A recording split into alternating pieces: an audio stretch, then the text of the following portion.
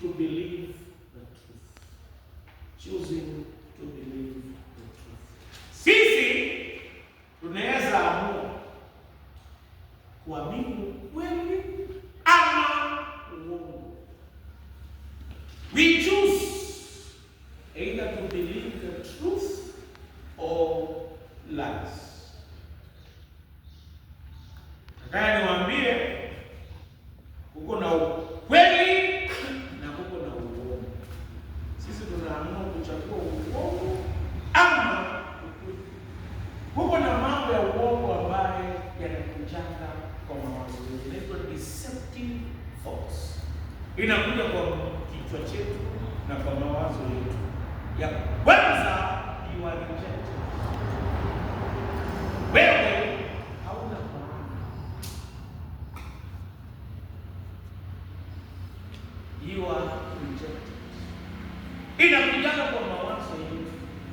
Na nani ndiye anaambiana watu uongo? Nani ni baba wa uongo? Kutokea mwanzo, baba wa uongo ni Shetani.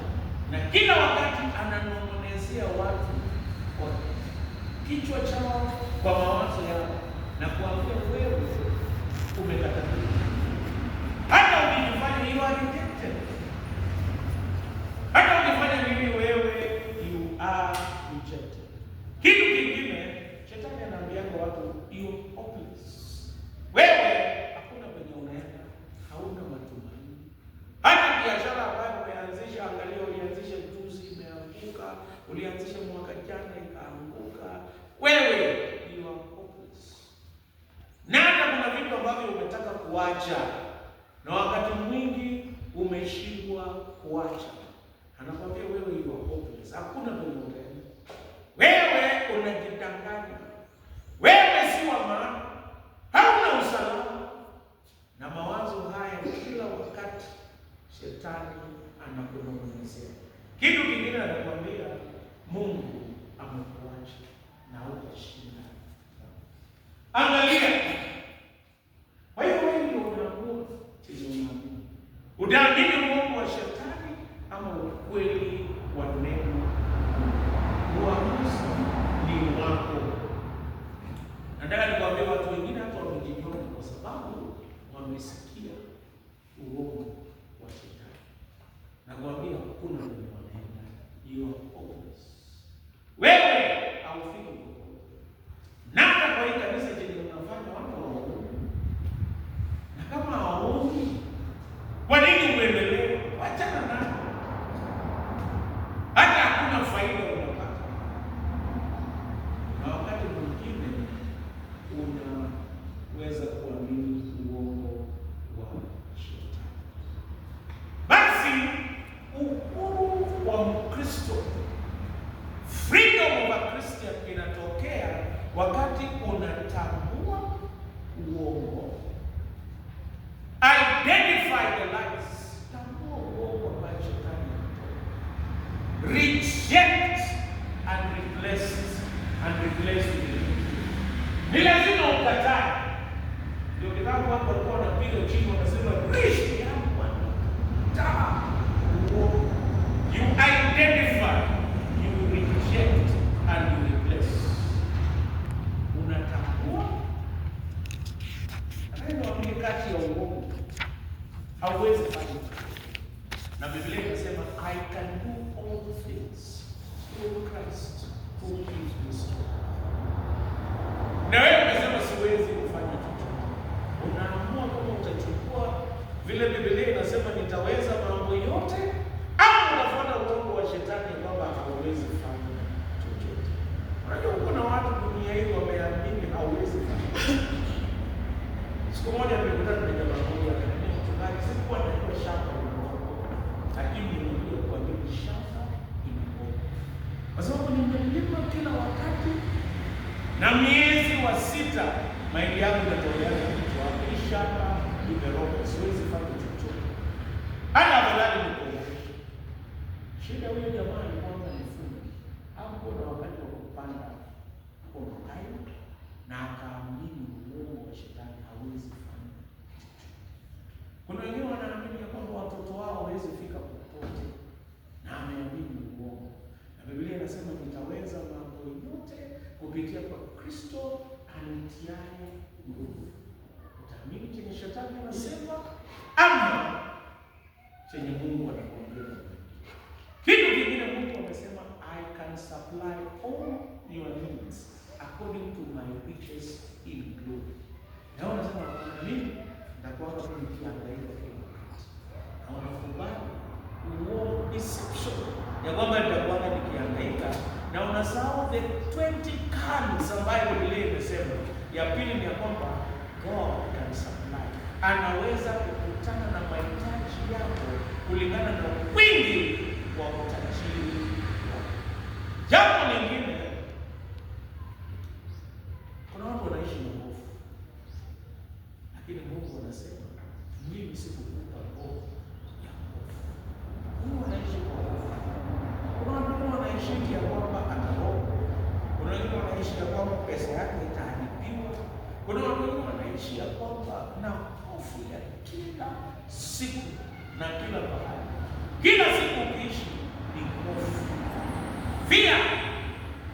Ndio kwa kuna watu wengine hawaamini yote hata mwenye anakaa naye kwa sababu ya hofu ya kimwili. There are many fears ambayo watu wanaishi. Lakini ukweli ni kwamba Mungu anakupa roho ya hofu. Mungu anaishi na hofu. Unaona watu wanatembeanga mwaka hapo Kambuyo, akitoka Kambuyo anaenda Kongo, anaenda Ukambani, anaenda Ujamboni. Yaani kila wakati anaishi na hofu, anajichunga. Na sisi tunajua ukweli ni kwamba Mungu anakupa roho ya hofu. Kitu kingine ni ya kwamba wengine wanasema mimi siwezi kuwa na imani. I cannot have faith. Lakini katika kitabu cha Warumi 12 na mstari wa 3, yeye amesema kwamba yeye ametupa imani. Na sisi tunasema mimi siwezi kuwa na imani. Hata wengine wanasema mimi siwezi kuombea chochote. Sina hiyo imani. Na kusema yeye ametupa imani. Kitu kingine, kuna wengine wanaishi wakiwa na hofu na mapepo. Hata wengine wanaamini majini. Lakini katika kitabu cha waraka wa kwanza wa Yohana 4:4 inasema mwenye yuko ndani yangu, the one who is in me is greater than the one that is in the world. Yule ambaye yuko ndani yangu ni Mungu. Kwa hivyo unaishi ukiwa na hofu. Na ukihofu mambo yote. Unaishi kwa dunia ambayo imejaa hofu nyingi. Lakini mwenye yuko ndani yetu ni Mungu. Ushinda yule mwenye hapo kwa dunia. Kitu cha tatu ni ya kwamba kuna wengine wanaamini ya kwamba kila kitu ambacho watafanya hatafaulu. Lakini Biblia inasema Mungu katika Wakorintho wa pili 2:4 ni ya kwamba Mungu anatuongoza kwa ushindi. Lakini wengine wanaogopa wakati kwa sababu shetani anakuambia wewe hautawahi shinda. You will always be failing. Lakini Mungu anatuongoza kutupa ushindi. Kitu kingine wanasema cha 8 ya kwamba Mungu ametupa hekima, wisdom. James 1:5. Ukimwomba atakupa hekima. Kuna wengine wanasema mimi siwezi kuwa na hekima. I cannot, siwezi hata kuongelesha watoto, sina hekima. Siwezi hata kuongea kwa kanisa. Ili Mungu amekuahidi kwamba amekupa hekima. Kitu kingine, kuna wengine wanatembea kwa hofu, saa zingine Mungu atakikataa na wamesahau ya kwamba Mungu neema yake ni mpya kila siku. Rehema zake ni mpya kila siku. His mercies are new every day. Lakini shetani anakuambia wewe ni afadhali uende kanisa nyingine, huko saa zingine utakupandika zaidi. Mungu anakubali vile ulivyo na neema yake ni mpya kila siku. Kuna wengine wanatembea na kuishi kila wakati na wasiwasi. Anxiety. Wasi. Sijui itakuwaje. You are not sure of anything. Lakini Biblia inasema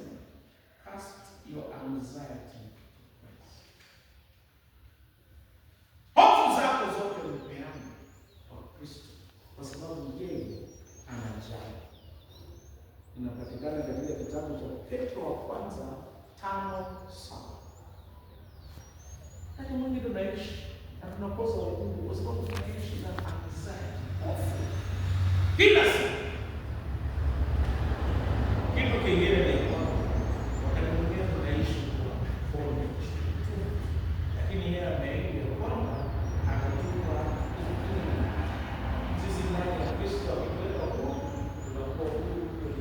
Yohana 3:34 ameahidi kutuweka huru. Wengine utumwa wao tamaa. Kwa Mkristo wangu alikuwa na miaka 86. Anambia mchungaji, bado mimi naendesha bodaboda. Sio alikuwa anamaanisha vitu vya kweli. Tamaa ni kitu kinasumbua. Wakati mwingine watu tamaa ni kinasumbua. Wengine ni mwizi na masumbua.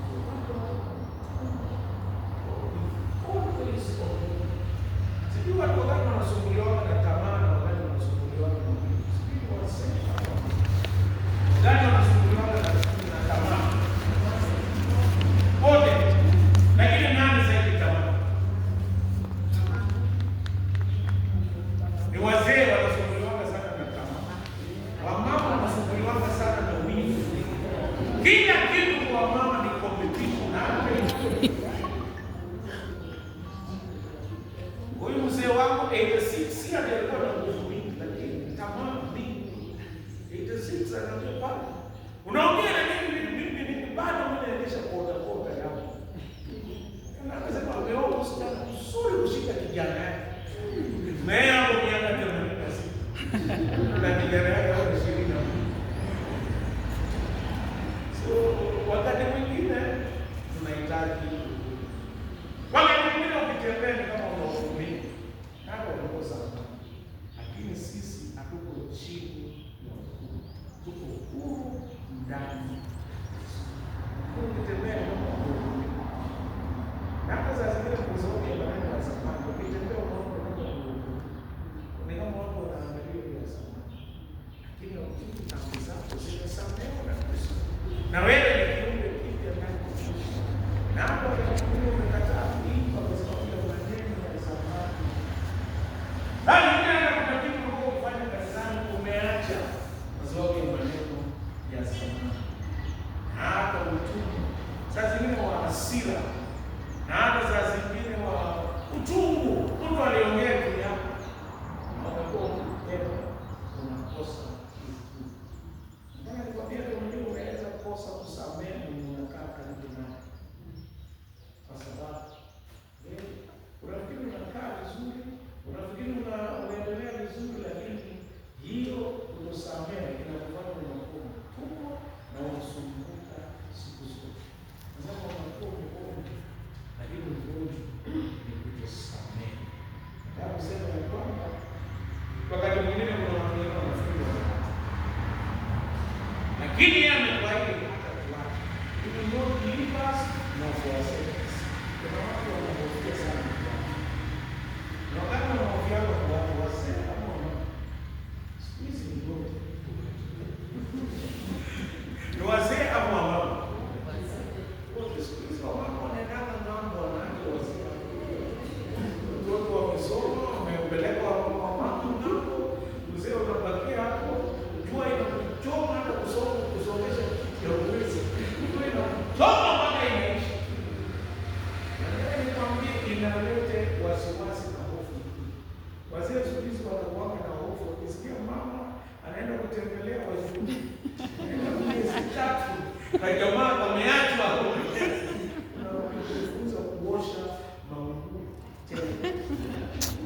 Au tena na you be out of place.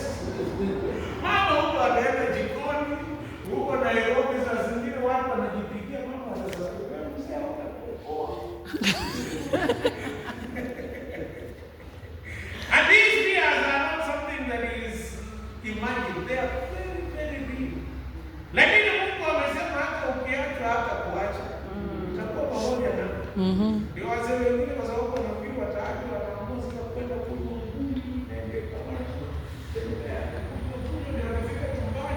hata bila blanketi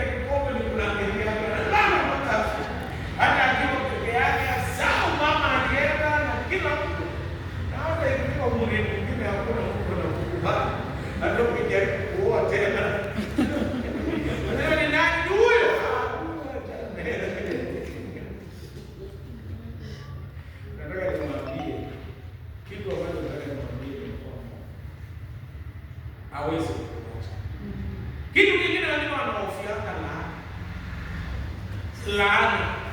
Kama saa zingine hicho nimelipata ni laana ya zamani, you fear us. Lakini ukweli ni kwamba Kristo alikukomboa kutokana na laana. Na hata saa zingine chenye unafanya na chenye unapitia mwingine tuna hapo wote ni saa zingine ni laana imefuata familia yetu. Unaangalia na unaishi kwa utumwa unafikiri saa zingine ni lakini umesahau ya kwamba Kristo alikuondoa kwa laana. Kitu kingine kutosheka kwa hali yote. Kama umezoea situation fulani, anaofia pia wakati hii situation itaondoa. Paulo anasema nimejifunza kutosheka kwa hali yote. Sasa ile bora sio kwa udani kutosheka kwa hali yote. Kuna jamaa mmoja anajua kuna Marakwe alikuwa akaiwacha mifugo yake. Na hiyo Marakwe imekaa zaidi ya miaka 30 bado hapo. Hata mwingi alitafuta miaka 20 bado hapo. Maofia hivi ilipotea hawezi sasa hivi. Anaangalia kila siku ametosha kwa anaogopa kulana hofia kupoteza. Ndio kusema kwa kutosheka kwa hali sote. Ndio Mungu wakati mwingine sisi tunafunza kwa control na chochote zaidi. Unataka kucontrol kila kitu. Wakati mwingine unaweza ishi ya kwamba unasahau ya kwamba Kristo alikufa kwa ajili yetu. Na sisi tunasumbuka ya Kristo. Alafu kitu kingine ni kwamba Mungu ako. Sasa zingine inaonekana kila mtu hapo kinyume yako. Ukiangalia vile wanaongea kinyume yako. Ukifika kanisani ni kama unahisi kila mtu hapo kinyume yako. Tunakuuliza hiyo sisi. Hapo mtu anakusikia. Bado unasahau God is good. Na hata zingine changamoto ni wewe mwenyewe.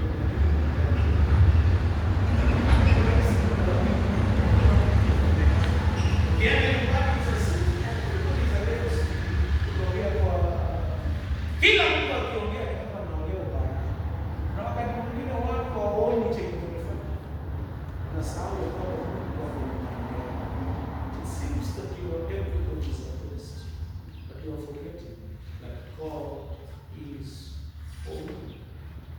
Romans 8:31. God is holy. Wakati mwingine unaruhusu kujisumbua. Unakosa amani. Kuna mambo mengi yanakufanya kuwa wakini. Unajisumbua wakati mwingine kwa mpanga itakuwaje? Unakosa amani. Tunasahau Biblia inasema kwamba msisumbuke kwa neno lolote, bali kwa kila jambo kwa kusali na kuomba pamoja na kushukuru haja zote zijulikane. Na kitu kingine unakiona ya kwamba mimi nimelemewa na kitu. Unasahau ya kwamba I am more than. Kitu kingine tunaona dunia ya kumeza na tunasahau ya kwamba Yesu alikuja kwa ajili. Nataka niwaambie wapendwa,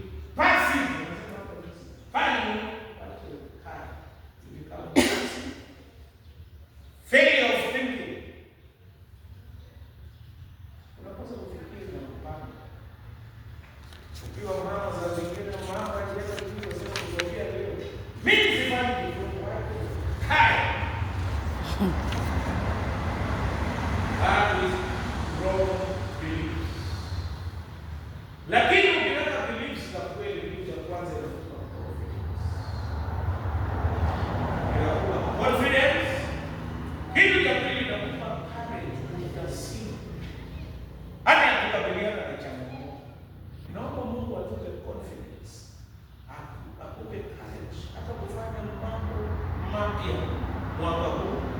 Kitu kingine anakupa persistency na growth, unakuwa kutokea siku moja hadi nyingine.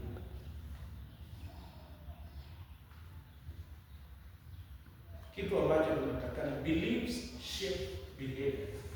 Beliefs, wrong beliefs or the right beliefs, either it is deception or the correct belief, in affect tabia.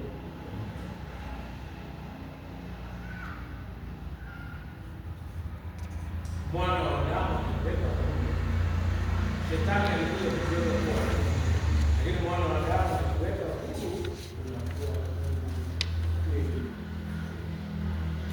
Mimi nataka kumalizia kwa sababu wewe una mtu wachana na ambaye unataka watu wasikie, lakini wewe unaamini kutoka hapa unategemea nini? Unategemea nini? Unategemea nani? Unaamini chenye Biblia inasema ama